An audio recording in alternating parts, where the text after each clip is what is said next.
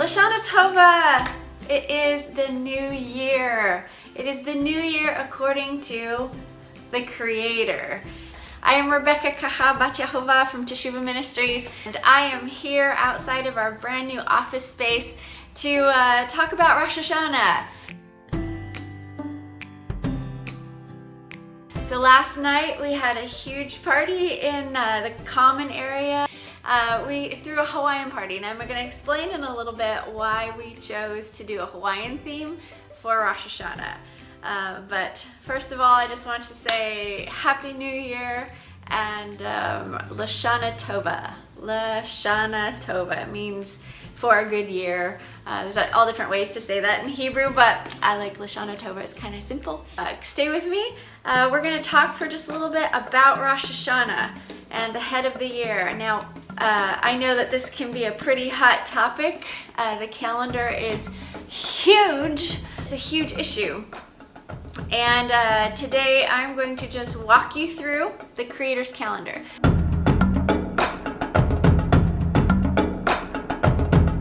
I want to keep you with me here, so we're going to go a little bit slow. So I want to assure you that his calendar is simple. It is easy enough for a child to understand and easy enough for an illiterate person to understand.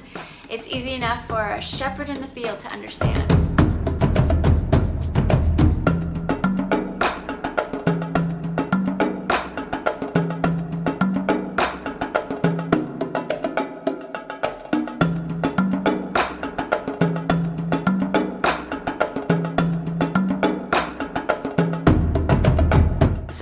To look at calendar today. I know that this is a source of division among Israel.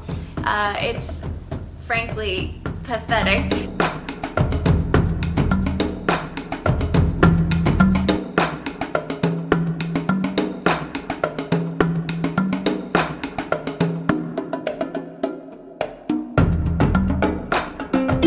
Last night for our Hawaiian Rosh Hashanah party, we dressed Hawaiian.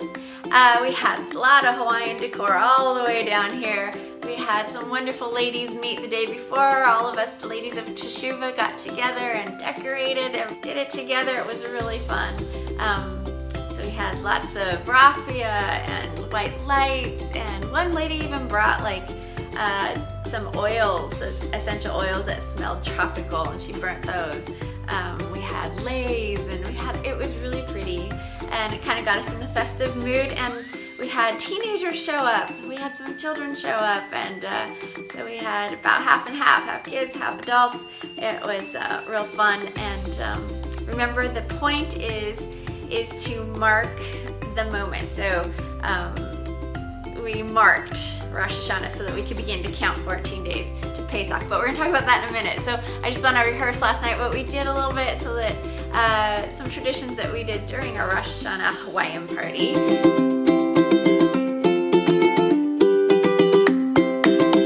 Hawaiian music, of course. There's lots of great Hawaiian music out there. I did a little bit of like Hebrew Hawaiian dancing. At our Hawaiian party, one of the fellows said, "I bet we're the only Messianic, Hebrew roots, Melchizedek, whatever, group in the whole entire world having a Hawaiian party to celebrate Rosh Hashanah."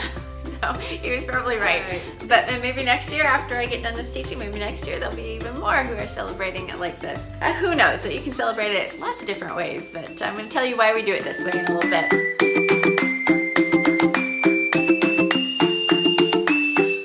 One of the other things we did last night is we learned again. I obviously thought that I knew how to fold this origami envelope, but I didn't. So we learned again. This is our envelope that everybody went home with last night, and they are going to write their letter to Papa about what they'd like to, well, first what they're thankful for this last year, what provision he's given them last year, and then things that they would like to see different next year. So we don't believe in vow making, but Papa does say to commit our plans to him, and he'll make those succeed. And so as we look forward into the next year, what kind of plans have we made? Are they, to seek first his kingdom and his righteousness, if it's not quite that, you kind of probably need to rethink some stuff. But anyway, all of your plans and thoughts and feelings towards Papa, you just kind of write it down and then you put it in here, seal it up, and then next year you pull it out and you read it and you say, how has Papa provided throughout the course of the year? Where did he come through? Did he answer anything? Are things still undone? What else can I pray about and lay it at his feet again? Watch what Papa's doing in your life. The idea is to pay attention, take account of your life, not fly through your life as if it doesn't matter, because your life does matter. In fact, he's walking through it with you. Yehovah, Elohim, all three of them are walking through life with you. It's also their journey. And if you just fly through life and you never take account of things in your life, what has happened, and process them well, like Jim Staley says, you need somebody to help you process the events of your life so that they don't turn into trauma that Hasatan then attaches an arrow to try to take you out. So you need somebody to help you process properly. We write down the year. So right now it's 6017 as of yesterday. So we write down the year and then we open it next Rosh Hashanah. Our family opened ours the other night and read them, and some of the stuff's still painful. Honestly, some stuff is still in progress. We're still walking with Papa on a lot of things. But there was a lot of great things that he's done for us, so we want to remember those, right? So there you go. That's a fun thing. It's called the Yah letter. This is my little term for this. This is the Yah letter. Do a top 10 list, like David Letterman, at New Year's, back in the pagan days when we would watch Letterman's top 10. Hilarious, of course, but turning to look at Papa's ways and Papa's New Year, we kind of took that idea and said, let's make top 10. So I gave everyone a whiteboard. I gave him and his boss a whiteboard. I gave the teenagers group, they were kind of huddled together, I gave them a whiteboard. And then some families, I gave them whiteboards, and they do a top 10 list. And so they have like 15 minutes to do this top 10 list, and then they share it with everyone. And some of them are really funny, some of them are serious, but I'm gonna read you just a couple things from our 6012 top 10 things heard in a teepee.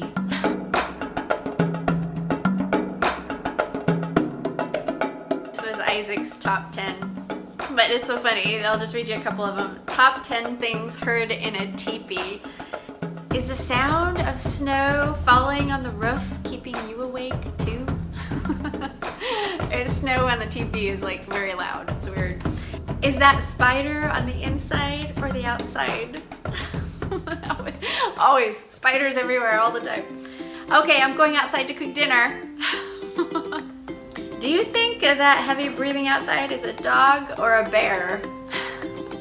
Top 10 things are yeah, because you could hear, it was just canvas between you and the wilderness. So you're like, was that a dog or was that a bear? I don't know what that was. Gee, I miss having a door. Top 10 things heard in a teepee. Yeah, miss having a door. Dad, I dropped a book behind the bed. Can you go outside and get it for me?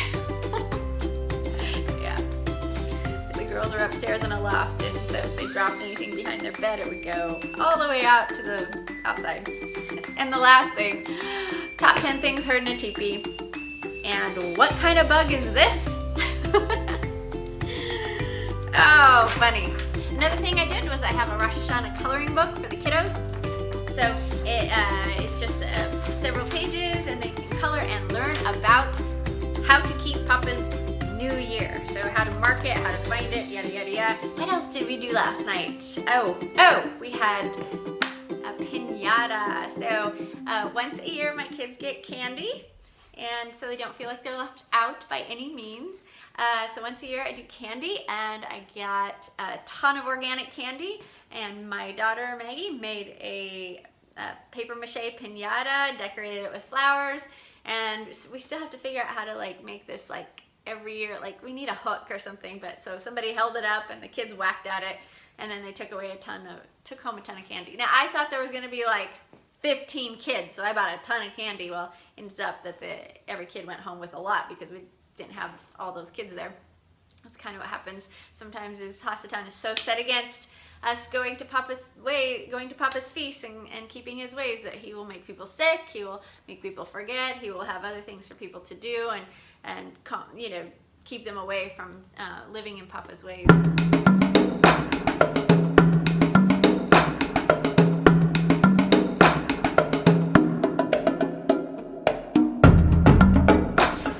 Oh yes, we had pina coladas.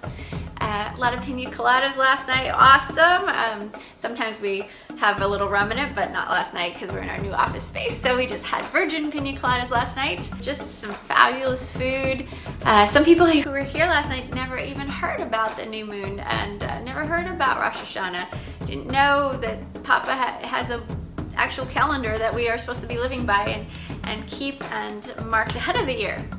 Anyway, so we're just marking the moment of the head of the year so that we can find Pesach, so it doesn't need to linger too long. And I hope that if you celebrated Rosh Hashanah last night or the night before, I hope that you had a really fun little party to mark the moment. Okay, so now we're going to get into some Rosh Hashanah teaching, okay?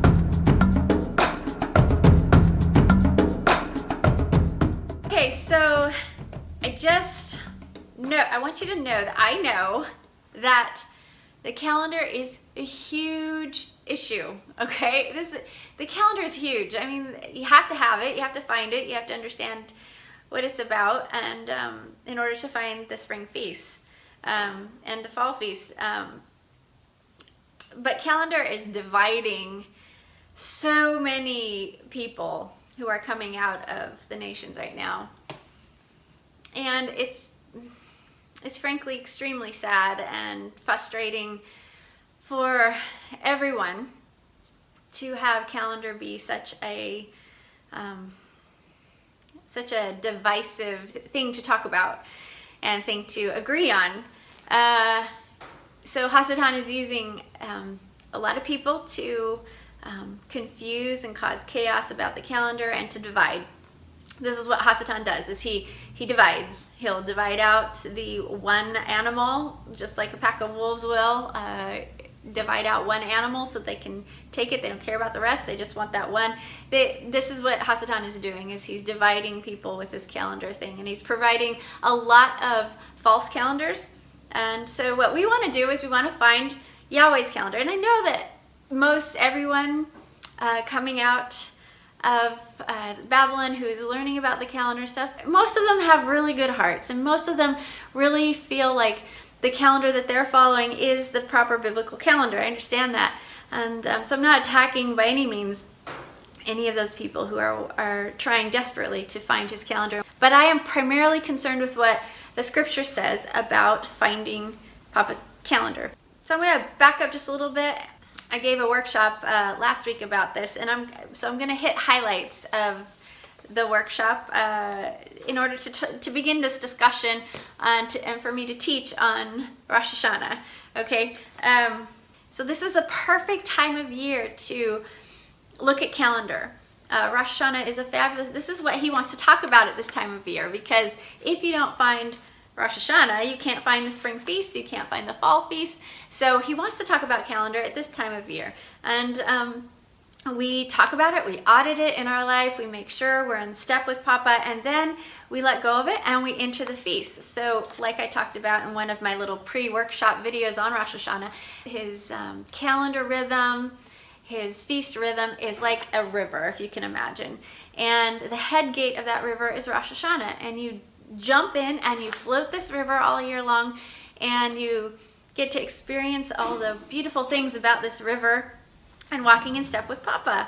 But you have to jump in at the right time of year, at the headwaters. You have to jump in at Rosh Hashanah. And so finding Rosh Hashanah is the issue for some people. Other people are like, what? Rosh Hashanah is in the fall. So we've got a lot to talk about right now, and I hope I can do it here before the heat goes on and it makes a lot of noise.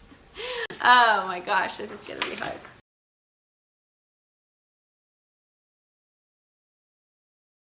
I want to define calendar, and I want to define reckoning of time.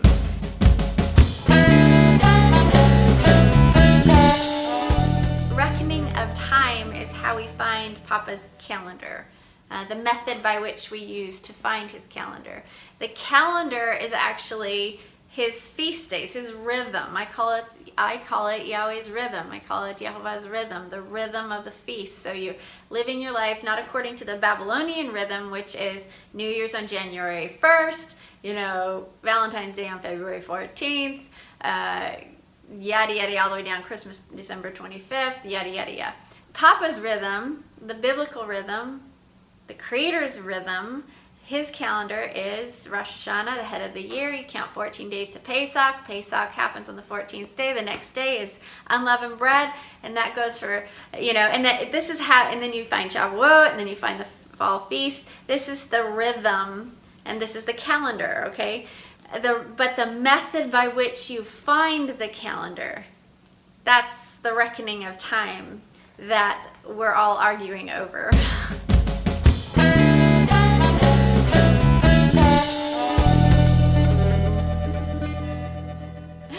And I don't understand why we're all arguing over it, because it is so clear in the scriptures, in the Torah, and the instructions, how to find the head of the year.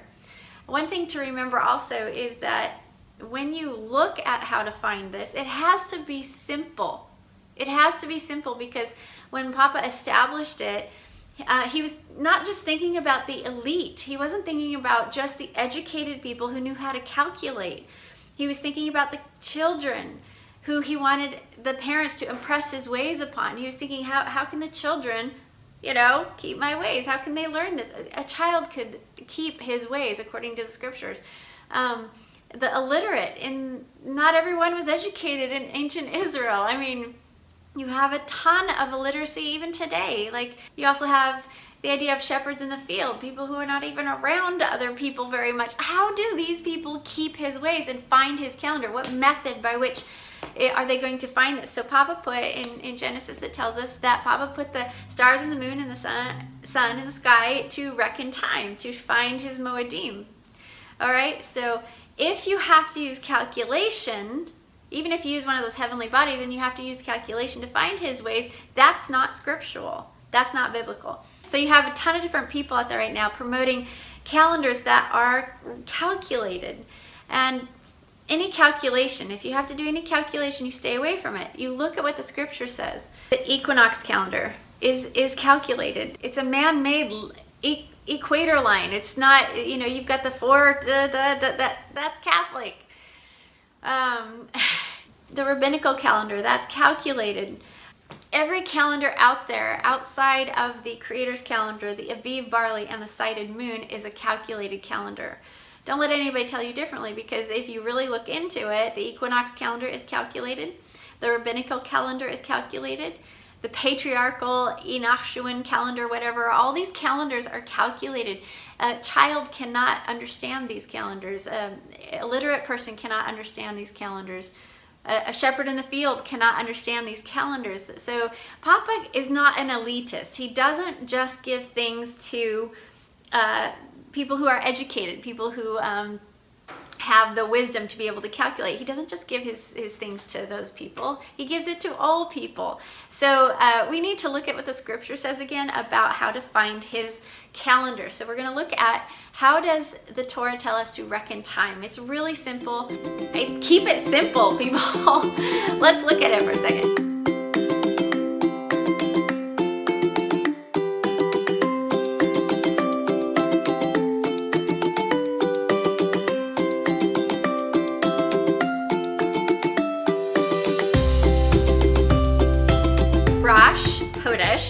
Means head of the year. Pretty simple. Rosh is head and Hodesh is year.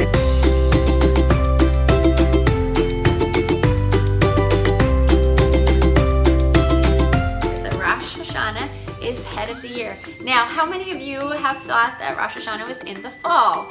I bet a lot of you have. A lot of you have been taught that Rosh Hashanah is in the fall. Well, Rosh Hashanah is actually not in the fall, it's in the spring. Head of the year does not start in the fall, according to Papa. It starts in the spring, and I'm going to show you in the scriptures Finding a method to find his calendar is extremely important for the number one reason of if you don't know how to enter his year properly, you will not find the feast properly, right? You have to find that head of the year in order to count 14 days to Pesach, and then the rest follows suit. So if you don't know what the right head of the year is, you're not going to be following suit. You're going to be showing up to pilgrimage feasts during a dark moon.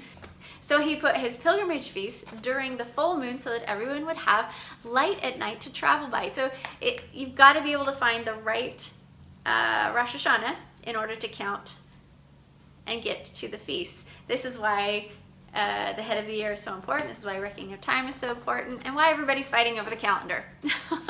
Not to mention everybody wants everyone to come to their feast, but everybody's on a different calendar.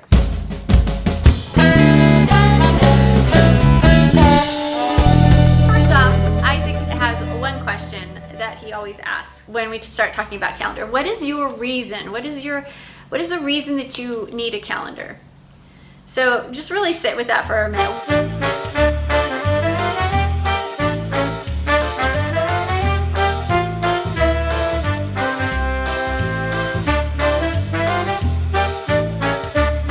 What's the reason behind your choice of a calendar? So a lot of people will know that the scriptures talk about Aviv, barley, sided moon, but everybody in their group or in their circle is keeping the feast according to the rabbinical calendar. And the reason why is in order to stay in unity with Judah, with brother Judah. Unity in error is not unity in the Messiah.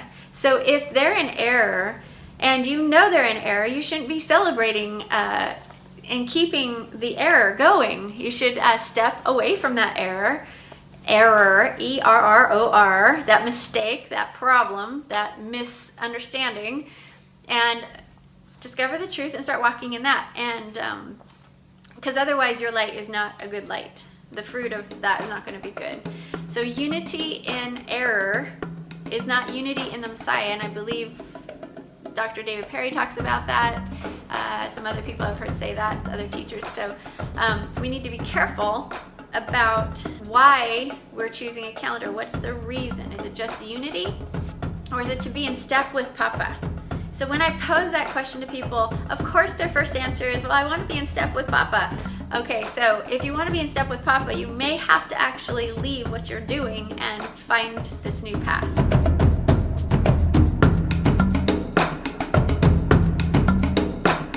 Let's talk for a second about how the fall feast of Yom Teruah became Rosh Hashanah. This is really important to be able to begin to think and move Rosh Hashanah into the head of the year where it's supposed to be in the spring and move it away from the fall.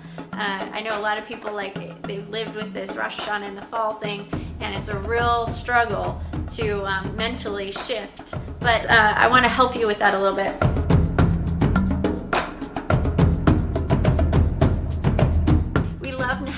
He is an expert in several things that are really important for us to glean from him. He's a Karaite Jew, and Karaites hold real fast to just plain Torah, just basic Torah, and the Aviv, barley, sided moon. And in fact, in their wedding vows, they actually promise to be keeping this time. So they've been doing this for thousands of years. And so he wrote an article about how Rosh Hashanah, how Yom Teruah became Rosh Hashanah, and I'm going to read you a few sections of this because it's pretty powerful. All right, today, few people remember the biblical name of Yom Teruah, and instead it is widely known as Rosh Hashanah, which literally means head of the year, and hence also New Year's. The transformation of Yom Teruah, or the day of shouting, into Rosh Hashanah, or New Year's, is the result of pagan Babylonian influence upon the Jewish nation. The first stage in the transformation was the adoption of the Babylonian month names. In the Torah, the months are numbered as first, second, third month, etc.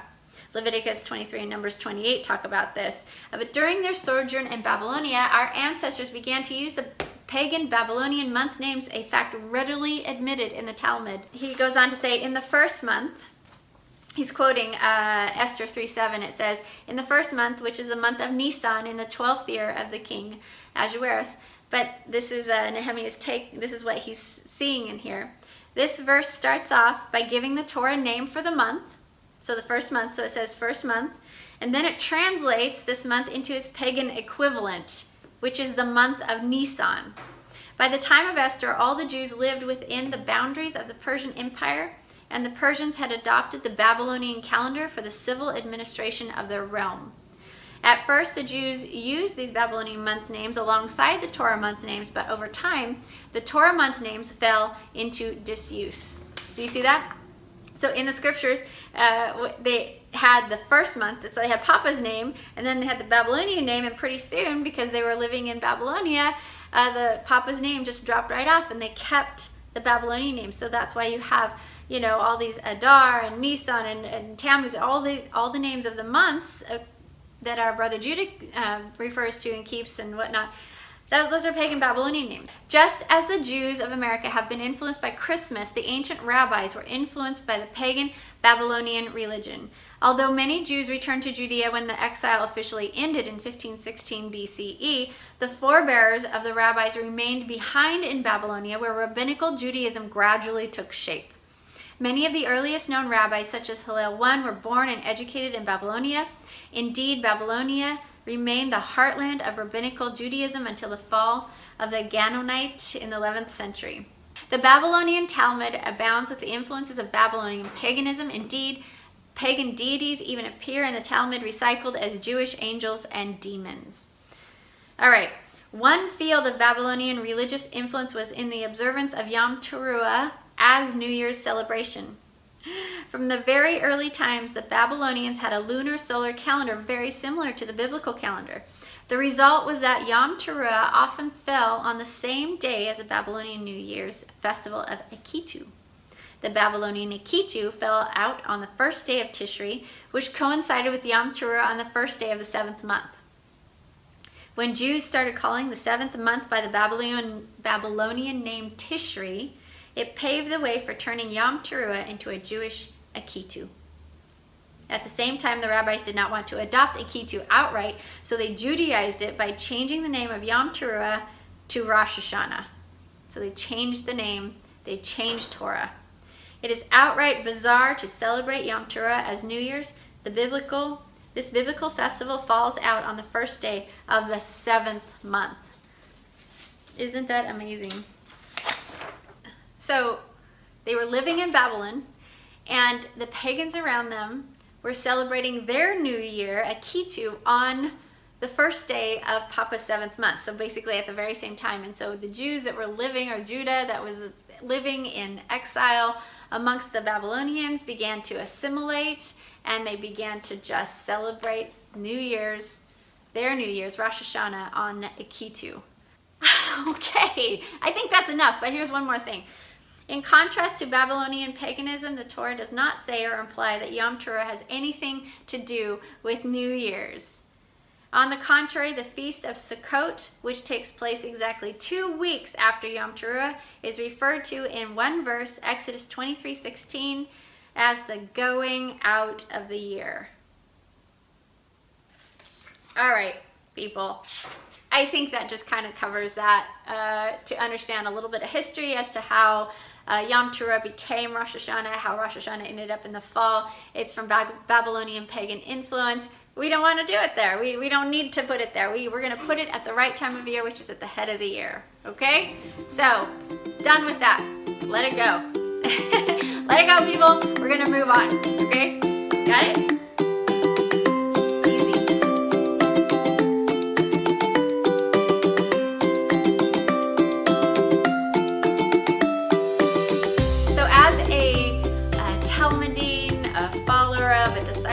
A priest of Yeshua HaMashiach, one thing that is really important for us to do is to look at what our rabbi did at different times of the year, all the time. But let's look at what he did on Rosh Hashanah.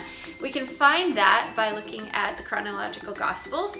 It lays out the order of what Yeshua did throughout the course of that year, and he showed up at the feast and how he interpreted the feast, and so we can glean a lot from what we find him doing and speaking on during feast times. In John 1:29, the chronological Gospels tells us what Yeshua was doing on Rosh Hashanah. It was the head of the year, it was Aviv 1, and he came out of the wilderness. He had gone into the wilderness. Remember, he had been mikvahd, and Yohanan ben Zechariah had been there to witness this, and the Ruach came as a dove, landed on Yeshua, and then drove Yeshua out into the wilderness for 40 days and 40 nights. So the very last day of the year was the temptations that happened for Yeshua.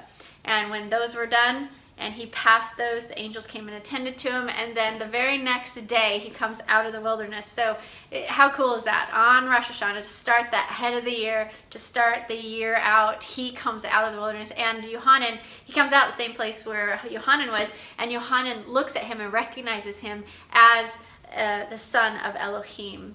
So that all happened on Rosh Hashanah. How cool is that?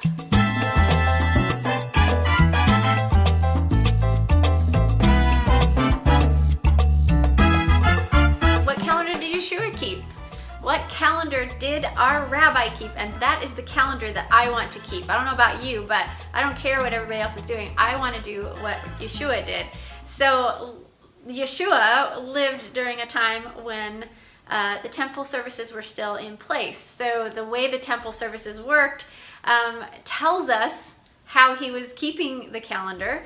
We can look at some historians who lived at the same time as Yeshua and find out that he was actually keeping the Aviv Barley sighted moon calendar. So let's look here in Encyclopedia Judicia, volume 12, page 1039. It says, originally the new moon was not fixed by astronomical calculations, but was solemnly proclaimed after witnesses had testified to the reappearance of the crescent of the moon. Notice they had to observe the crescent of the moon to be a witness of it. You can't do that with a dark moon. You have to see it. The switch over from watching for the first visible crescent to calculating conjunctions to determine the month's beginning came with Hillel II's calendar revisions in the 4th century. By the middle of the 4th century, the sages had established a permanent calendar, and the public proclamation of the new moon was discontinued. So here you see that during Yeshua's time, they were observing by sight the crescent of the new moon. So they weren't doing calculations at each time of Yeshua. Philo talks about it, who was a contemporary of Yeshua. There's all kinds of places you can find how they were actually keeping the calendar, reckoning time back in Yeshua's day. So one of the other things that we need to look at is that Yeshua never ever challenged the Pharisees or the rabbis or the religious leaders of the day on calendar. He never did. It's not in there.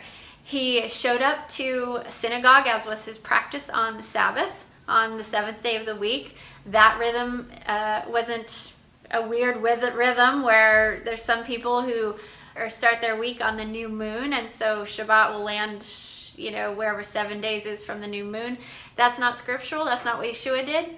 Yeshua kept the rhythm of the weekly Shabbat, starting on Sunday, counting to Saturday.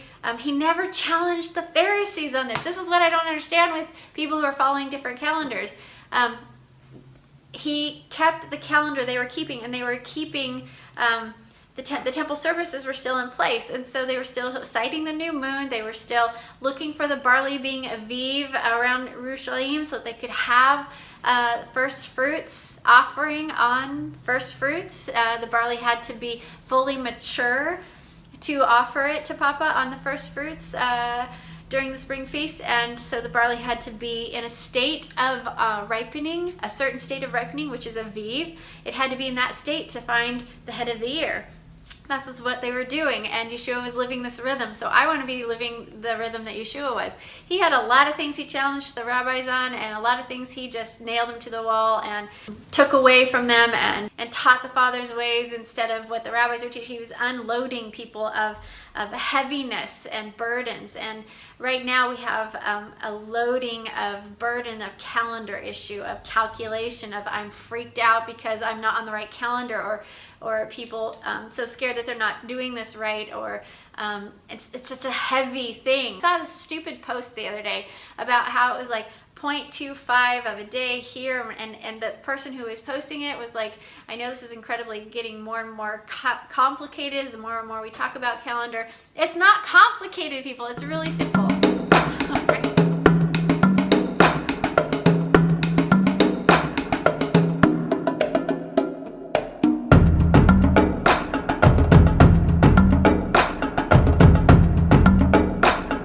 Okay, so just to recap, Yahweh makes a calendar that is simple to follow. He leaves no one out. He doesn't leave the children out. He doesn't leave the illiterate out. This isn't something that he's giving to the elite and the educated. This is a calendar, a reckoning of time that anyone can keep and follow in ancient Israel. All right, nowadays we have a little bit of an issue because we're not in the land, which is part of our fault. People, we're not in the land because we're in exile because we sinned. Our forefathers sinned. This is why he's going to move us though back to the land, and it will be a lot easier. But right now we are gifted with the beauty of internet, and there's a team of people over in Israel that are helping us get back on track with the calendar.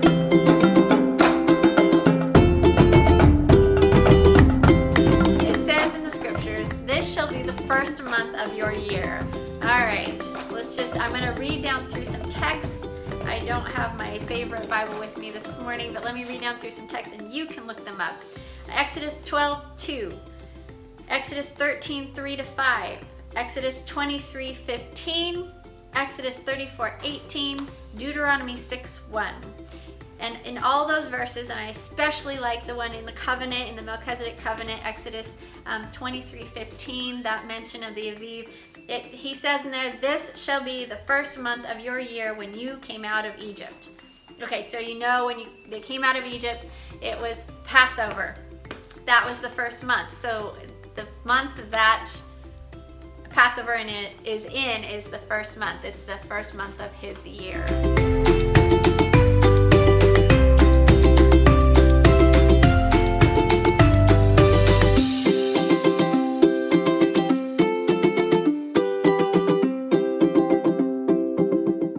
First month, he names in those verses, Exodus 12:2, Exodus 13:3-5, Exodus 23:15, Exodus 34:18, and Deuteronomy 16:1. He names the month. He actually names it. Then there's no other month that he names. It's just like there's no other name of the week, the days of the week he doesn't name except for Shabbat. So he gives the seventh day a name. He gives the first month a name, and the name is Aviv. In those verses, you will find Abib or Aviv. So we're going to look in a minute as to what Aviv means, but I want to read you something from Nehemiah's wall. It was posted on February 24, 2016, and Nehemiah writes the Aviv Barley. He writes an article called Aviv Barley in the biblical calendar. So here's his first paragraph here. It says, the biblical year begins with the first new moon after the barley in Israel reaches the stage in its ripeness called Aviv. The period between 1 year and the next year is either 12 or 13 lunar months. Because of this, it is important to check the state of the barley crops at the end of the 12th month. If the barley is Aviv at that time, then the following new moon is Rosh Hashanah, the head of the year. The moon is Chodesh HaAviv, so that is the new moon of the Aviv. If the barley is still immature, we must wait another month and then check the barley again at the end of the 13th month. So last year we had a 13th month, and Nehemiah's team checked the barley in Israel, and it wasn't Aviv. Now there was another team that checked the barley, and they called it a month early. So what they did was they just, as far as I understand, is what Nehemiah says, is they just looked at the field and they said that looks like Aviv, so we're going to call it. But Nehemiah, I listened to him with a team of people. It was an audio, he was broadcasting live when he was actually in the field with a team of people. And they were out there, and he was holding the barley in his hands, and he's like, this is not Aviv, because inside, if you'll, we'll talk about it in a second, but in the hull of the barley, if it's just empty or filled with fluid, it's not Aviv. It has to have a little bit of substance in there in order to be able to be parched in the fire. So you can't just look at it and call it Aviv. You actually have to get into the field and find it Aviv. I thought that was really interesting. So I listened to them last year do that. So last year was the 13th month year. This year they looked 3 days ago, I think it was. Yeah, so 3 days ago, it was the end of the 12th month. They looked and they went into the field and they found it to be Aviv. So it is, we're a 12-month year. So we actually, I like how Nehemiah talks about, we're not really looking at, this is a 12-month year or a 13th month year, but we're looking at from barley harvest to barley harvest. So it's very agricultural, something that the illiterate could do, something a child could do, something that it's very simple. That's what I love about this calendar, is it's simple. That's what I love about Papa. It's simple, and we complicate it. People, human beings, complicate his ways and his things. This is one thing that Yeshua was so upset at the rabbis about, is they were complicating things for the people.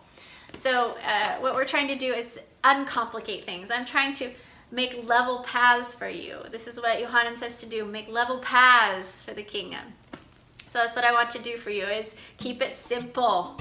Keep it simple, keep it, yep.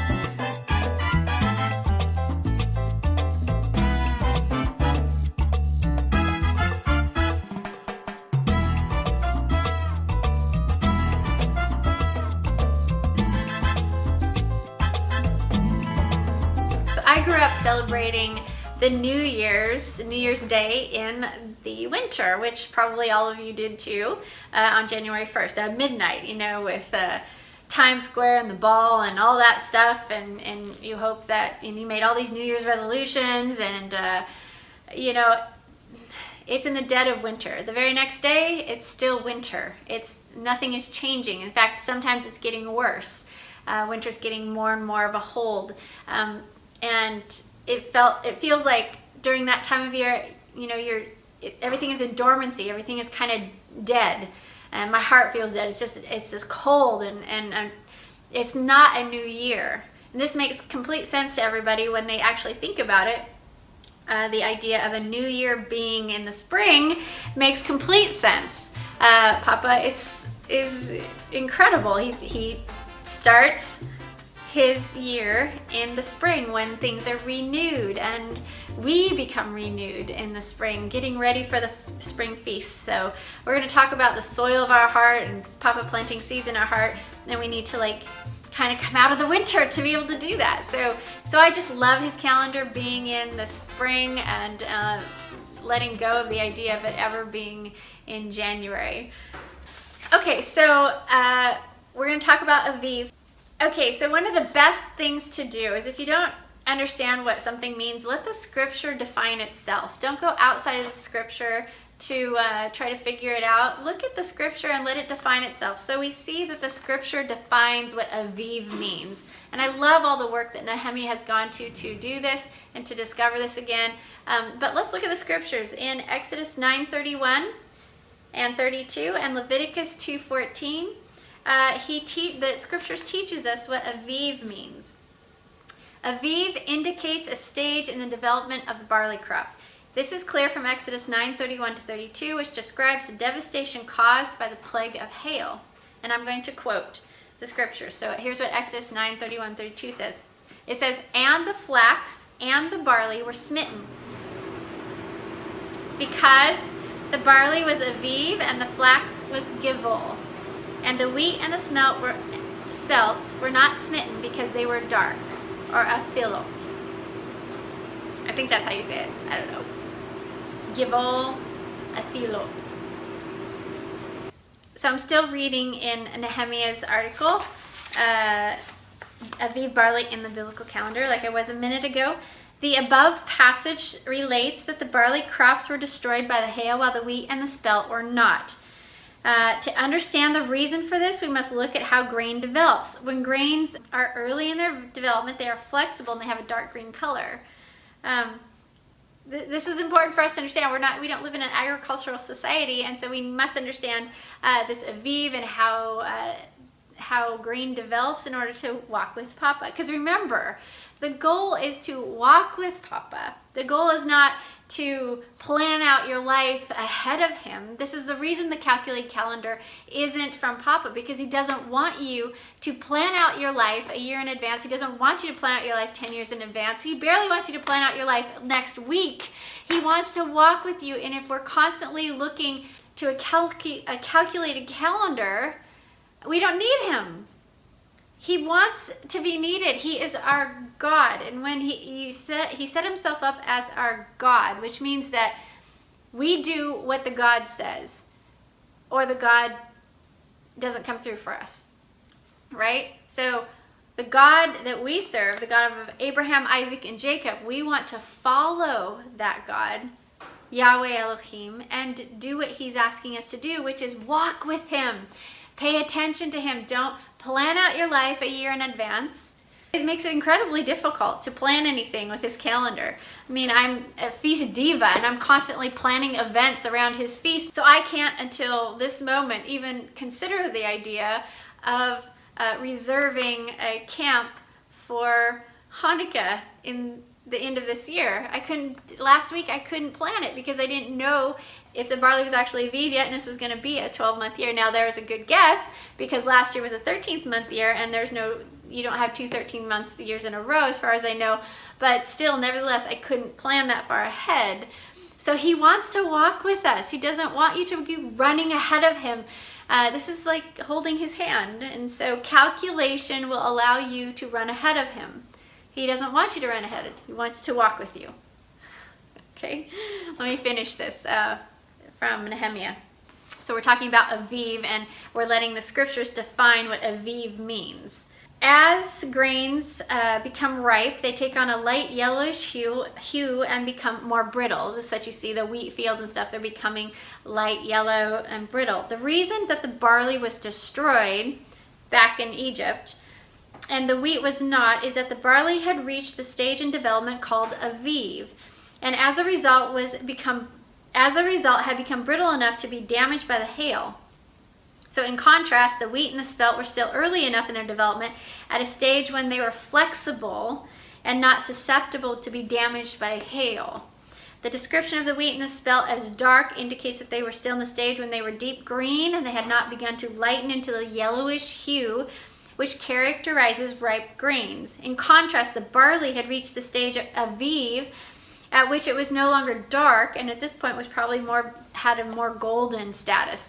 So the scripture is telling us that back at the time of the Exodus, when Yahweh rained down hail on the crops of the Egyptians, the barley was damaged, and the reason why it was damaged was because it was in a state of ripening where it was brittle, and he's calling it Aviv. So the scriptures actually calls that stage when it was destroyed Aviv.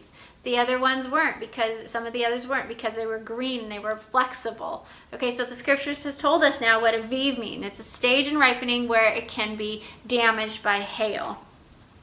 All right, so then we go on, and we're going to talk about parched Aviv. We know from several passages that barley, which is in the state of Aviv, has not completely ripened, but has ripened enough so that its seeds can be eaten and parched in the fire.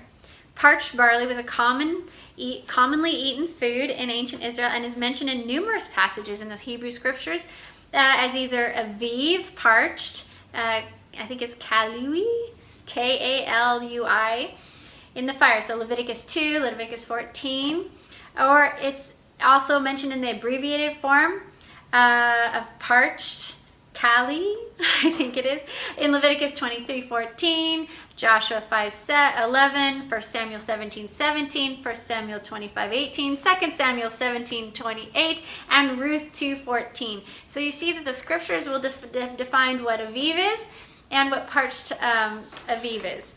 So another article that just I want to read you just one paragraph of this about Aviv and parched barley. While still early in its development, barley has not yet produced enough large and firm enough seeds to produce food through parching. This Early in its development, when the head has just come out of the shaft, the seeds are not substantial enough to produce any food. At a later stage, the seeds have grown in size and filled with liquid. At this point, the seeds will shrivel up when parched and will only produce empty skins. So when it's full of liquid and then you parch it in the fire, it's just empty skins, so there's no food in it. So in order to find out when it's Aviv, here's what it means. Over time, the liquid in the hull is replaced with dry material. And when enough dry material has amassed, then the seeds will be able to yield barley parched in the fire. So when there is enough material that has filled the whole of that seed, the barley seed, then you can parch it in the fire, and you can eat it. Okay, prior to that, when it's just liquid in it, parching it will give you no food. So that is what Aviv means.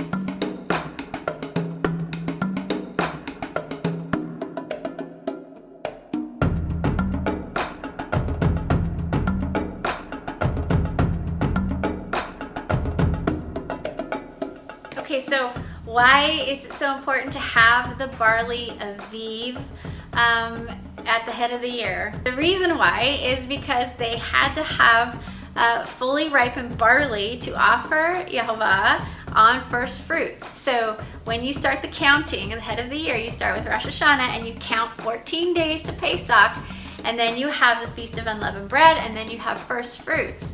And on first fruits, part of the celebration was that they would harvest barley and they would wave it before Yehovah before Israel got to eat of it. So they couldn't eat of the barley until they had given a portion to Papa and waved it before Papa on first fruits. So if you found the barley Aviv on Rosh Hashanah, then 14, 15, 20-some days, 21 days later, you would have barley that is fully ripe and ready to be offered to Papa. This is the rhythm of understanding what Aviv means. So that was condition number 1. So remember, there are 2 ways that we have to nail in order to find Rosh Hashanah. First is the barley has to be Aviv around Yerushalayim. Okay. Second is that you look for the new moon after that. So once the barley is Aviv and that has been determined, then the very next new moon is Rosh Hashanah. All right, there's 2 things you have to do in order to find that head of the year. So then we have to figure out how we are supposed to be observing the new moon. I mean, we're supposed to figure out what a new moon is. And so then we look at the scriptures. What is a new moon? New moon, Rosh Chodesh. Rosh Chodesh is head of the month. So Rosh Hashanah, head of the year. Rosh Chodesh, head of the month. And in the scriptures, it basically just used the word month, and it has become translated as new moon. So to ancient Israel, it was really clear that when the new moon happened, it was the month. So it was Rosh Chodesh. They didn't say new moon because it was a duh to them. So month and Chodesh are used interchangeably in the scriptures. So then we see that the scriptures teach that we are to observe the new moon. Now, for people who believe in a dark moon, other weird, crazy things, you can't observe a dark moon. This is logic, people. This is simple. You go out and you observe the moon. The only way you can do that is to see something in the sky. Those witnesses that would go out and observe the new moon and come back to the temple and give their testimony and their witness to the priest, they had to see something. They couldn't go out and say, hey, yeah, we saw a dark sky, and that's a testimony. No, they were testifying that they saw the sliver. That was how the temple services worked back then, and that hasn't changed. All right, so we need to observe the new moon. Let me show you in the scriptures. There's all kinds of scriptures here.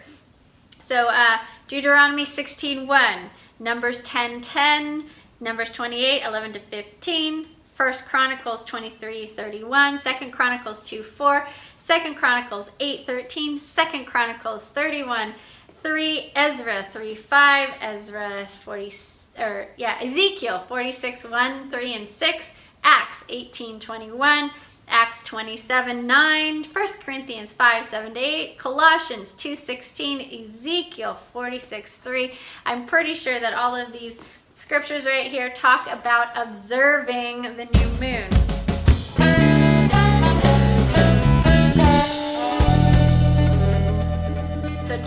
worshipers are obligated to observe the new moon. New Testament believers observe the new moon. It's said in some of those scriptures that we're going to celebrate the new moon when Yeshua comes and reigns for 1,000 years. And it says in there that the new moons are the head of our months. The beginning of months is the new moon. All right, so I love the Deuteronomy 16:1 because Deuteronomy 16:1 has the word observe in it. And that word is shamar, S-H-A-M-A-R, and it is Strong's number 8104.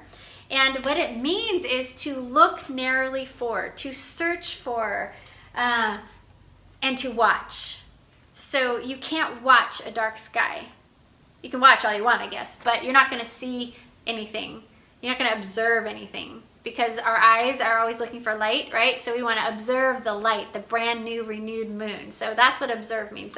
So when we mark a new moon, we actually look up. We teach our children to get our eyes off the ground and look up and search the sky. I remember looking for the new moon when we were first starting this journey, and we had no idea where the moon was going to show up. We never really looked for the moon, and it was so fun. Every single month we were looking for the moon and teaching our children to look up, and pretty soon we were like, okay, last month we saw it over there, I bet it's over there again. So the idea of getting our heads off the ground, looking up into the sky and observing that moon, that is what we do after the barley is Aviv in Israel, the wild barley. Then we go ahead and we look for that new moon. So we observe. So we're going to look up and observe.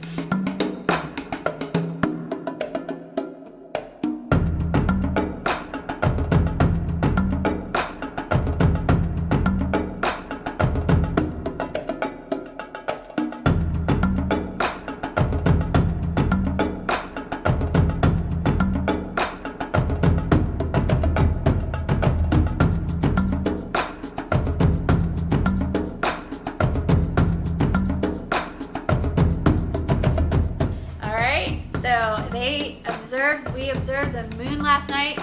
It was beautiful. It was, when we drove home, I think it was a 2-day moon because I think our party missed it by a day, I think, accidentally, but the moon was so huge and it was golden and it just hung in the sky when we went home. It was just beautiful. We stopped by the lake and the whole family got out of the car and the truck and we prayed over the new year, and we gave the next year to Papa and promised that we would follow him and walk in his ways this year. So under that beautiful new moon, people that don't watch the heavens for Papa's ways and to follow him, they're missing out on a lot.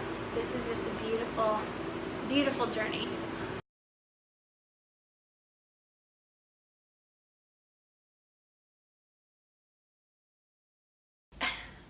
So just to recap for a second, before I move on to some deeper, wonderful, personal things about Rosh Hashanah and some things that you can participate in and consider as you enter the new year.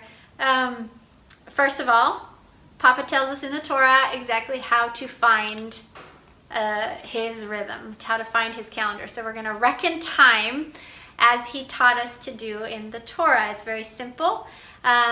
It is basically you look for Aviv barley, right, around Israel. The wild barley is got to be a certain stage in ripening so that it will be parched in the fire. As soon as that is called, the very next moon, by observation, will be Rosh Hashanah, right?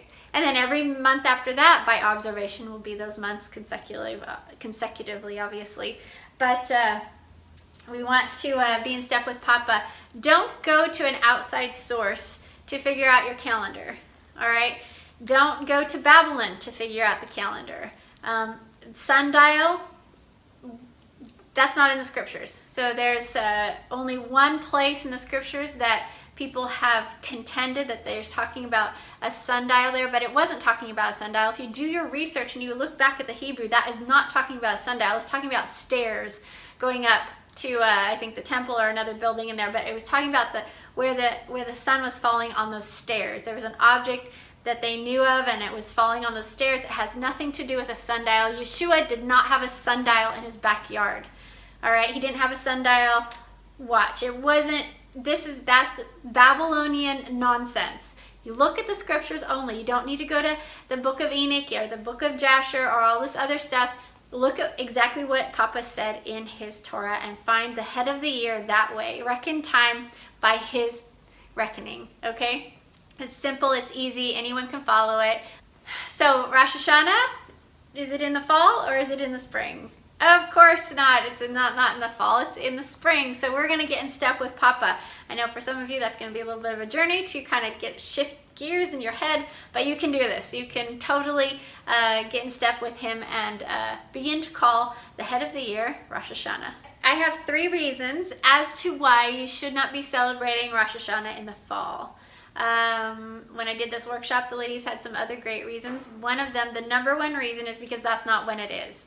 All right, so we don't want to celebrate Rosh Hashanah in the fall or call Yom Teruah Rosh Hashanah because that's not when it is. So you want to begin the process of teaching people around you that the 7th month, the first day of the 7th month, is not Rosh Hashanah, but it is Yom Teruah, and we will talk about that later. But you want to start moving people to keep his ways and moving the idea of Rosh Hashanah to the head of the year where it belongs. So the second reason why we should not be celebrating Rosh Hashanah in the fall is because it's a huge distraction from what Yom Teruah is all about. So Yom Teruah is all about the return of the king. You don't even know that if Rosh Hashanah is covering it up. So calling Yom Teruah Rosh Hashanah is a distraction from what Yom Teruah is actually about. And number 3, my third and biggest one is that, well, no, biggest one is number 1 because that's not what it is. But number 3, also very big, is that unity in error is not unity in the Messiah. It's unity in Hasatan. It's unity in error. So you don't want to be unified in the error of calling Yom Teruah Rosh Hashanah. You want to help people see the truth, and you want to be unified with those who are walking in step with Papa, who are royal priests of Yeshua, who are doing things Yehovah's ways. So let's remember that all other calendars, the rabbinical, the Julian, the Gregorian, the equinox, the patriarchal, the Enochian, all of those are calculated calendars. And Papa's calendar is very simple. All of those calendars are causing chaos in the body of Messiah. They're causing chaos for the scattered coming out of the nations.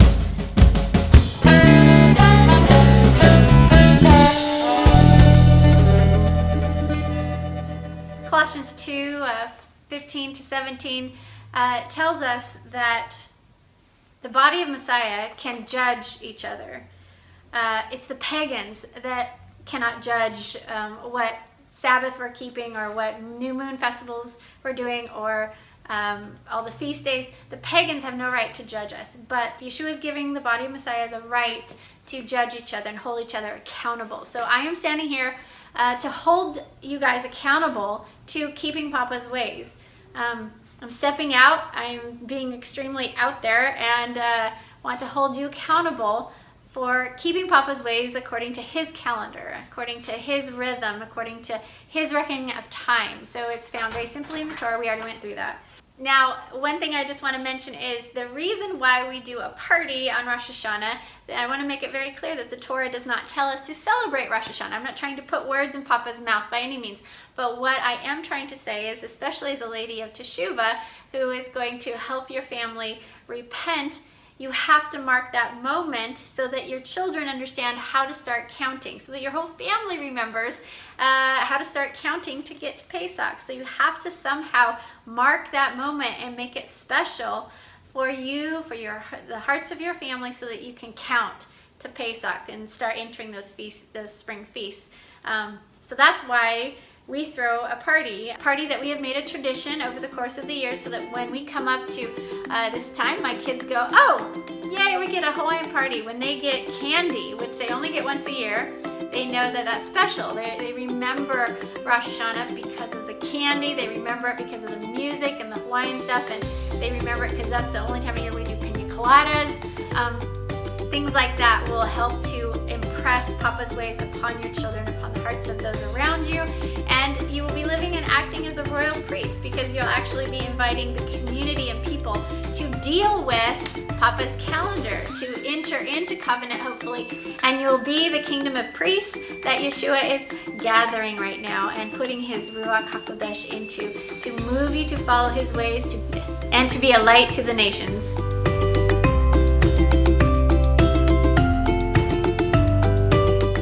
So some people came into the court, into the common area, and things were kind of noisy, so I decided to come into my new office and finish my teaching on Rosh Hashanah. This is actually kind of cool. So let's see, where was I? So one thing with this calendar thing that's going on, and it's wearing people out. It's exhausting people because they can't actually get into the river. So you know that river that I talked about earlier? One of the things that my husband has seen is that, and he's writing a little book on it, it's called Beyond the Crazy Water, is that people stand on the edge of the river as people come to the river to drink from Yeshua, to jump into the river of Yehovah and flow down his stream of festivals and feasts and stuff. And there's people sitting there at the edge of the river making confusion, keeping and preventing people from actually getting into the river. Like the little eddies near the river kind of keep you in one little area and stuff, and it's chaos making, and it's exhausting people. So in Daniel 7:25, somebody pointed this out to me at the last workshop, and I thought it was so amazing. It basically talks about how Hasatan will change times and law, and he will wear out the people of Yehovah. He will wear out the saints. He will wear out the set-apart people. So the Ruach is calling people out of the nations as they come out and they find out all these things that they've been lied to about, and they're relearning Papa's ways. Hasatan isn't going to let them go easily. He's going to make sure that he confuses people, and he's going to make sure that there are wolves in sheep's clothing sitting at the edge of the water as people want to dive in and get in, and he's going to prevent that as best he can. And so one of the ways he's doing that right now is to wear us out. He's going to wear us out with changing times and laws. And so he's changing the calendar. You have every calendar under the sun, except for the Aviv, Barley, and sighted moon, is a calculated calendar. And he's creating all this chaos, and he's creating all this stuff that is wearing people out. I have had people say to me, I am done. I am out of here. This movement is too much. I can't handle it. There's too much chaos and bickering and over the calendar and stuff. And so Hasatan is doing a really good job at dividing and conquering and wearing the set apart people out. So I want to encourage you to command Hasatan to go away in the name of Yeshua HaMashiach. He doesn't need to be around meddling in your life and confusing you and making simple things complicated. So when a teacher makes something simple complicated, think about it and really take audit of whether you should be listening to that person, or if you just glean a little bit from that person and then go find Yehovah's ways in the scriptures. So what I really want to do is to help make level paths, to keep it simple, and to point you towards Papa. I want to point you towards Yeshua, point you towards the Ruach. I don't want to point you towards me. I just want to help you find the true rhythm that is in the scriptures. One of the things that I need to address here is that some of the other calendars people have lived in, and they have felt this wonderful rhythm, and I can't argue with experience for sure, except that I want to challenge you to think, have you actually entered the rhythm and found all the feast days? So you entered a calculated rhythm, and you enjoy this rhythm, and you have great community and fellowship, and it feels like a wonderful rhythm for you. And he's pulling us out from everywhere, so I'm not going to negate the experience that you had with that by any means, but something that needs to be asked is, did you actually find the feast days according to the scriptures? So one of the methods of finding Shabbat, so some people do a floating Shabbat, which isn't scriptural.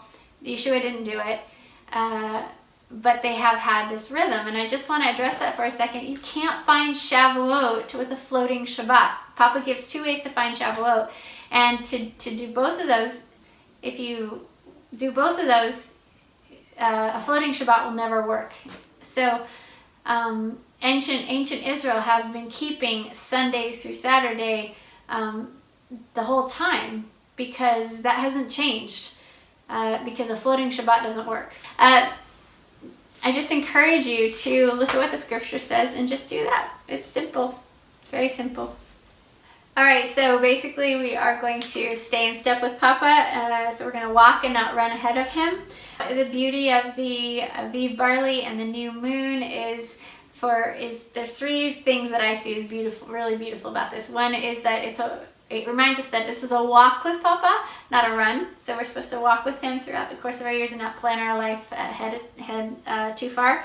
And also, anyone can keep it. It's very simple and easy to keep, and it is a full reliance on him to provide for us personally and corporately, collectively. This is all about his provision. Okay, so as promised, I just wanted to go over just one thing about Rosh Hashanah is that in the spring you've come through a really hard winter, and it's going to be hard on your heart, it's hard on your body, it's hard on your soul, it's hard on everybody, nature included. And when you come to the new year, to Rosh Hashanah, one of the things that I think is really important to do is to cultivate the soil of your heart, so that in the spring, when Papa begins to plant seeds in your heart is good soil, and it's able to support that seed, and with having the right nutrients in your soil in order for that seed to grow and produce a good harvest. So Yeshua talks about the soil of a good heart, in his parables, the noble and good heart. So Rosh Hashanah is a perfect time to begin thinking about how to prepare the soil of your heart, so that it's ready for Pesach and the spring feasts. So Yeshua said in Matthew 13:23, he talks about if the seed falls on good soil, then we have the best chance at understanding, basically, and producing good fruit. So our hearts are, cold and hard, and from the hard winter, they're not going to be ready for the spring feast. So I have a couple ideas for stirring up the soil of your heart and getting nutrients into it, so you're ready for the spring feast. So one is rehearsing the past year, and the other one is reflecting on the past year. So rehearsing is like looking at event, and reflection is like, wow, this event did this to me. How did Papa come through? Blah blah blah blah blah. So there's rehearsing and reflection. So we're going to reflect on what he has done over the past year and reflect on our life, because your life matters, people. Yes, your life matters. I see a lot of people rushing into Pesach, and they completely blow over Rosh Hashanah and the beauty that is there for them. So I understand it's not a commanded feast or anything like that, but there's some beauty there to consider before you get into Pesach. So don't rush into Pesach. Okay, so basically, to reflect over the past year, something that I do is I organize all my photos in iPhoto according to Papa's months. So the first month starts with Aviv 1, and then every month is I organize every month according to the new moon, to Rosh Hashanah. So I have in there, and then I have movies that are organized the same way, home movies kind of thing. So what we do during Rosh Hashanah time is we plow through the photos and we plow through the movies. And, we do one every single night for a while. We go through and we have a little bit of root beer float, or I don't know, something fun to eat, and we look through the movies and we look through the photos and we take account of what has happened over the course of the last year. Very important to do. So it's fun. We did this the other night, and Isaac was like, whoa, that was this year? So we built the Abraham's tent this year, only a year ago. And we forget. John Eldridge says our worst enemy is forgetting. So something that that is just human nature. We forget. Papa himself said, remember, remember, remember. So how do we remember? We've got to organize our life so that we remember his ways and remember his movement on our life, or we will forget that he has come through for us in the past. He is coming through for us now, and he will come through for us in the future.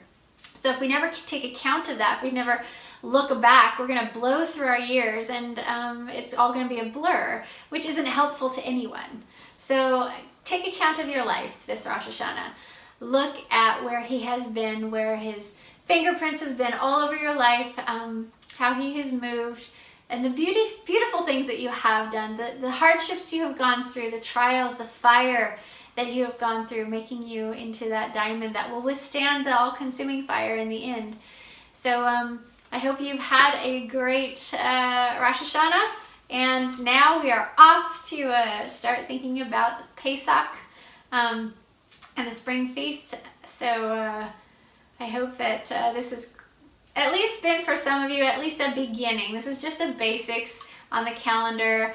I know that Isaac and I have been wanting to do this for a long time, and I will at some point do a little bit better teaching on the calendar with a whiteboard and all that, but hopefully it's just gonna get you thinking about moving Rosh Hashanah from your understanding of it being in the fall to where it belongs in the head of the year, and also how to find Rosh Hashanah, how to find the head of the year scripturally. Very simple, biblically, and let go of all the man-made calendars. Live your life by Papa's calendar, by Yahweh Elohim's calendar, and you will discover his rhythm. I have personal testimony that he shows up, that the Ruach shows up on those days. So I hope that you have had an eventful past year, and that whatever things that were beautiful, you remember. Whatever things were hard, you lay at Papa's feet for him to heal in you. And I hope that you look forward into the new year with visions and plans that you lay at his feet to help spread good news of the gospel, and that you seek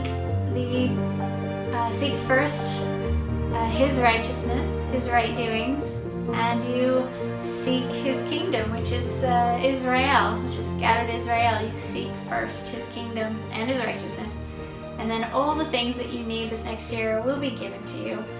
And remember, Papa is good, and that he loves you very much, and he's not into technicality. He's into you walking with him. He's into relationship. He's into intimacy with you, and he wants, this goal is to get you out of Hasatan's claim and get you to the happily ever after. Okay, that's his goal.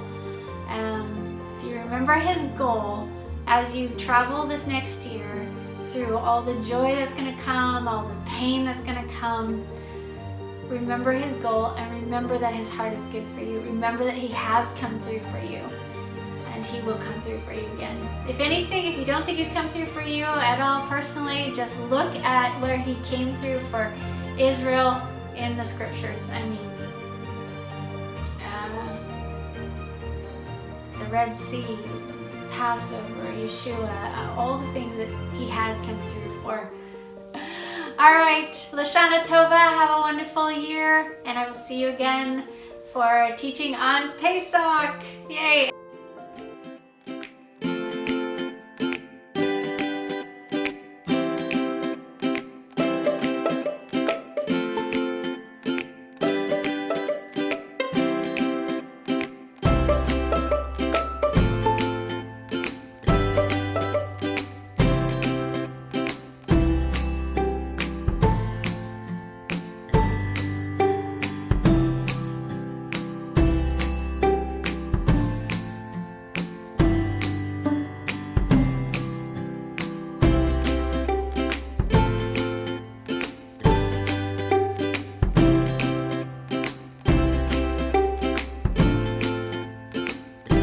So I have for sale this little calendar that I sell for about, I don't know, 20 bucks or something, but it basically like helps you see all the feasts in order.